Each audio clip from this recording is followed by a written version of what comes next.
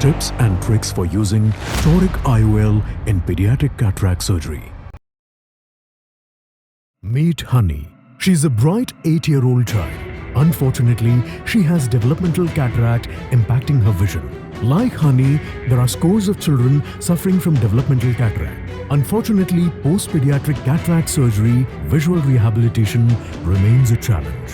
Astigmatic eyes undergoing cataract surgery may have poor visual rehabilitation, with the possible risk of developing meridional amblyopia. As you can see, Honey also has pre-existing corneal astigmatism greater than 2 diopters. Now, let's see how best we can help patients like Honey get ideal 6x6 vision. The first step is to carry out a preoperative evaluation, which includes an IOL Master 700 scan. This advanced optical biometry measures total keratometry and provides total axial power maps. And hey presto! All assumptions are set aside. Instead, the surgeon is now working with precise measurements. Also, it captures the scan within a minute, as long as the young patients are cooperative. What's more, it captures the reference images of blood vessels at the limbus, which gives the surgeon the precise access to place the toric IOL intraoperatively. The toric model to be implanted and the axis of implantation are determined using an online calculator. To be doubly sure of the axis for IOL placement, the surgeon also marks the 6 o'clock position in the patient's eye preoperatively.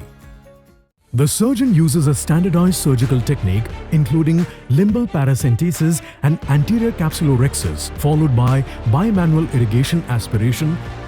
Next, a temporal 2.4 mm incision is created and OVD is filled in the eye. The toric IOL is implanted in the capsular bag. The IOL is rotated and left about 10 to 20 degrees short of its desired axis using a Callisto-guided imaging. Finally, OVD is flushed out of the anterior chamber using bimanual irrigation aspiration, and the final steps of IOL alignment are performed.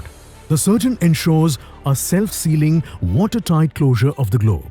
In case of wound leakage or any difficulty in globe formation, the surgeon applies interrupted 10-0 nylon sutures at the main port of incision.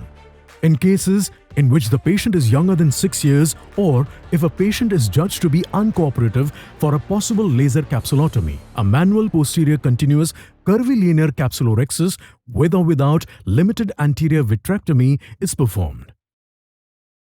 Did you know that around 25% of children suffering from pediatric cataract have pre-existing corneal astigmatism? Corneal astigmatism stabilizes by the age of 5 years. So, children above 5 years with regular astigmatism more than 1.5 diopters are eligible for toric IOL implantation.